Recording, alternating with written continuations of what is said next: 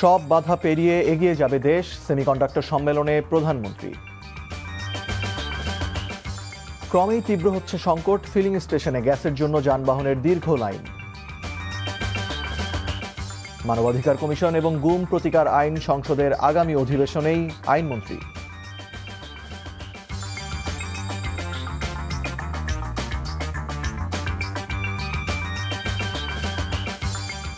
আসসালামু আলাইকুম, মুশফিকুর সালেহীন স্বাগত জানাচ্ছি এনটিভির দুপুরের খবরে। আইএস ইউনাইটেড শিরোনাম দেখছিলেন, এবারে পুরো খবর। প্রধানমন্ত্রী তারেক রহমান বলেছেন, সেমিকন্ডাক্টর শিল্পকে কাঙ্ক্ষিত লক্ষ্যে পৌঁছে দিতে সরকার সাধ্যমতো পাশে থাকবে। সকালে রাজধানীর নভ থিয়েটারে সেমিকন্ডাক্টর সম্মেলন ও বিআর সামিটে দেওয়া বক্তব্যে এই আশ্বাস দেন তিনি। প্রধানমন্ত্রী বলেন, পোশাক শিল্পের পর সেমিকন্ডাক্টর শিল্পে হতে পারে বড় সম্ভাবনাময় খাত। ইফতেখার রেজা রিপোর্ট। জাতীয় সেমিকন্ডাক্টর সম্মেলন ও BR summit. BSIA is organizing its second edition. প্রধান অতিথি প্রধানমন্ত্রী Tarique Rahman. Biotech, electronics, AI and robotics. অনুষ্ঠানে দেওয়া বক্তব্যে প্রধানমন্ত্রী বলেন, 2030 সালের মধ্যে $1 ট্রিলিয়ন বাজারে প্রবেশ করবে সেমিকন্ডাক্টর। এই বাজারে প্রবেশ হতে পারে বাংলাদেশের জন্য সম্ভাবনার। মার্কেটে প্রবেশ করার জন্য বাংলাদেশের সামনে একটা অপার সম্ভাবনা এবং সুযোগ বিদ্যমান। আমি দৃঢ়ভাবে আশা করি 2030 সালের মধ্যে সেমিকন্ডাক্টর শিল্প থেকে রফতানি আয়ের যে লক্ষ্যমাত্রা নির্ধারণ করা হয়েছে, ইনশাল্লাহ বাংলাদেশ সেটা পূরণ করতে সক্ষম হবে। আপনাদের সেই অদম্য ইচ্ছাকে কাঙ্ক্ষিত লক্ষ্যে পৌঁছে দেবার জন্য সাধ্য এবং সামর্থ্যের সবটুকু দিয়ে ইনশাল্লাহ বর্তমান সরকার আপনাদের পাশে রয়েছে এবং থাকবে। তারেক রহমান বলেন, সেমিকন্ডাক্টর খাতকে জাতীয় অগ্রাধিকার ভিত্তিক খাত হিসেবে বিবেচনা করছে সরকার। জানান, চলতি বাজেটে সেমিকন্ডাক্টর উৎপাদনে কাঁচামাল আমদানিতে শুল্ক প্রত্যাহার করা হয়েছে।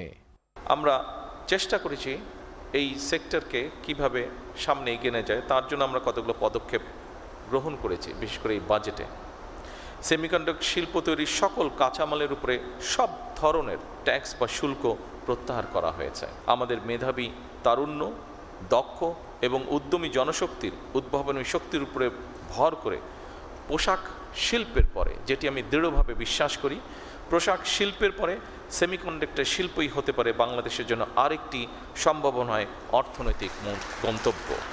প্রধানমন্ত্রী বলেন, বিএনপি সরকার স্বনির্ভর, প্রযুক্তি নির্ভর ও মেধাভিত্তিক দেশ গড়তে চায়। National Iftekhar Reza, NTV news, Dhaka. আগামী রাষ্ট্রপতি কে হবেন এটা দলের উচ্চ পর্যায়ের সিদ্ধান্ত বলে জানিয়েছেন বিএনপির সিনিয়র যুগ্ম মহাসচিব রুহুল কবির রিজভী। সকালে রাজধানীর শেরেবাংলা নগর জিয়া উদ্যানে রাষ্ট্রায়ত্ত 12 প্রতিষ্ঠানের নবনিযুক্ত চেয়ারম্যানদের নিয়ে শহীদ রাষ্ট্রপতি জিয়াউর রহমান ও সাবেক প্রধানমন্ত্রী মরহুমা বেগম খালেদা জিয়ার সমাধিতে শ্রদ্ধা নিবেদন শেষে তিনি এসব কথা বলেন। সদ্য সাবেক রাষ্ট্রপতির বিচারে বিভিন্ন রাজনৈতিক দলের দাবিকে দলীয় সিদ্ধান্ত বলে মনে করেন তিনি। প্রধানমন্ত্রী তারেক রহমান দলের বিভিন্ন পর্যায়ের ত্যাগীদের মূল্যায়ন করছেন বলেও জানান রিজভী।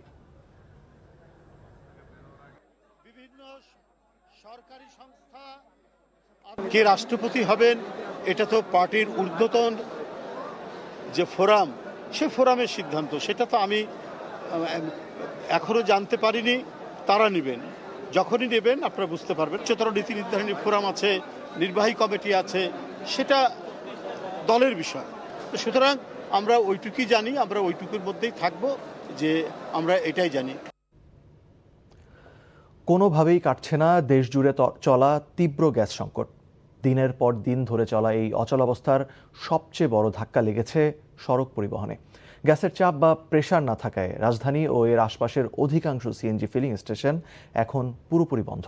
আর যে কয়েকটি স্টেশন কোনো মতে সচল রয়েছে, সেগুলোতে জ্বালানি নেয়ার জন্য যানবাহনকে অপেক্ষা করতে হয় দীর্ঘ সারিতে। নাহিদ প্রিন্সের রিপোর্টে বিস্তারিত।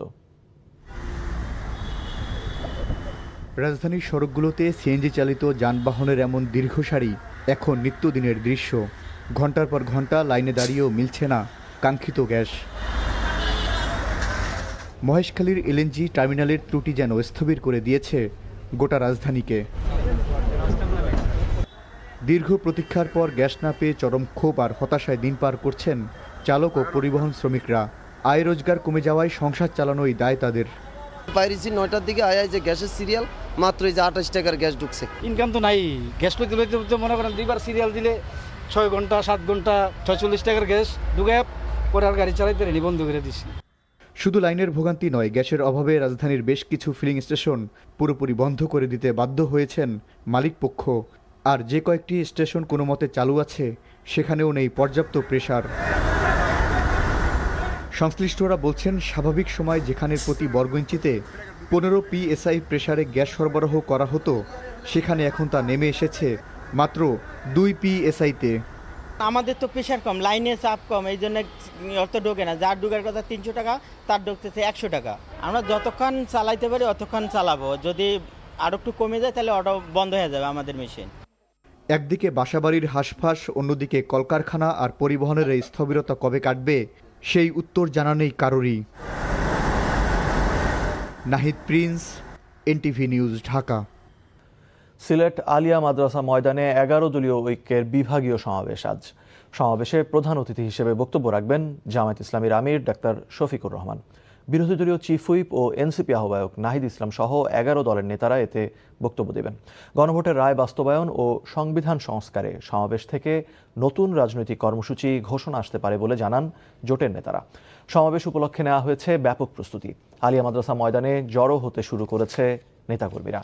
রাজশাহী থেকে শুরু হওয়া বিভাগীয় সমাবেশের ধারাবাহিক কর্মসূচির সমাপনী হচ্ছে সিলেটে। জুলাইকে কোনো রাজনৈতিক বা ব্যক্তি স্বার্থে ব্যবহার করা উচিত হবে না বলে মন্তব্য করেছেন প্রধানমন্ত্রীর প্রতিরক্ষা বিষয়ক উপদেষ্টা অবসরপ্রাপ্ত ব্রিগেডিয়ার জেনারেল শামসুল ইসলাম। অবসরপ্রাপ্ত সশস্ত্র বাহিনীর কর্মকর্তাদের সংগঠন রাওয়া আয়োজিত ফিরে দেখা জুলাই 2024 অনুষ্ঠানে রাখা বক্তব্যে তিনি এমন মন্তব্য করেন। অনুষ্ঠানে জুলাই শহীদ 28টি পরিবারের সদস্যরা উপস্থিত ছিলেন। উপদেষ্টা বলেন, জুলাইকে অবজ্ঞা করে দেশকে এগিয়ে নেওয়া সম্ভব নয়। দেশ আর কখনোই সশস্ত্র বাহিনীকে রাজনৈতিক হাতিয়ার হিসেবে ব্যবহার হতে দেওয়া হবে না জানিয়ে শামসুল ইসলাম বলেন, এটাই জুলাই শহীদদের প্রতি বর্তমান সরকারের অঙ্গীকার। জুলাইকে অবহেলা করে, জুলাইকে অস্বীকৃতি জানিয়ে বাংলাদেশকে এগিয়ে নেওয়া যাওয়া কোনোভাবেই সম্ভব নয়। 71 যেমন আমাদেরকে স্বাধীনতা দিয়েছিল, জুলাই আমাদেরকে যে শিক্ষা দিয়েছে গুড গভর্নেন্স এন্ড মানুষ সম্পৃক্ত সমাজ ব্যবস্থা গড়ার জন্য যে দায়বদ্ধতা আমাদেরকে দিয়েছে, যার প্রেক্ষিতে যে বর্তমান সরকার ক্ষমতা এসেছে, আমরা আপনাদের কাছে অঙ্গীকার করতে পারি সরকার জুলাইয়ের যে স্পিরিট এবং আদর্শ আছে সেটাকে পুরোপুরি ধারণ করেই আমরা আমাদের সমাজকে বিনির্মাণ করতে চাই। দিনাজপুর ও ঝিনাইদহ সীমান্ত দিয়ে ভারতীয় 15 নাগরিককে পুশিনের চেষ্টা করে বিএসএফ। এ সময় বিজিবির প্রতিরোধে সেই চেষ্টা ব্যর্থ হয়। এই ঘটনায় সীমান্তে বিজিবি ও বিএসএফের সংখ্যা বৃদ্ধি করায় এলাকায় আতঙ্ক বিরাজ করছে। দিনাজপুরের বিরামপুর উপজেলার বিজিবি কমান্ডার জানান, ভোরে সীমান্তের ওপারে ভারতীয় শ্রীরামপুর এলাকা দিয়ে পুশিনের চেষ্টা করে বিএসএফ। বিজিবি সদস্য ও গ্রামবাসীর কঠোর বাধায় সীমান্তে ঠেলে দেওয়া নিজ দেশের নাগরিকদের সরিয়ে নেয় বিএসএফ সদস্যরা।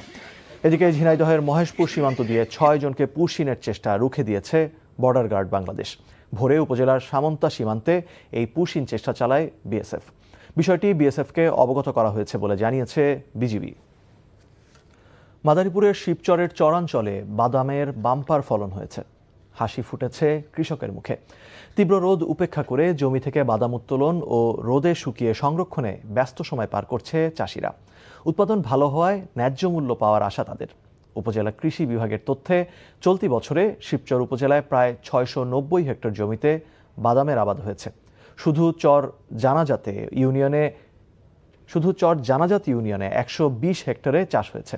কৃষকরা বলছে, গতবারের তুলনায় এবারের ফসল ভালো হয়েছে। খবর শেষ করছি, যাওয়ার আগে আইগেস ইউনাইটেড শিরোনামগুলো আরেকবার। সব বাধা পেরিয়ে এগিয়ে যাবে দেশ, সেমিকন্ডাক্টর সম্মেলনে প্রধানমন্ত্রী।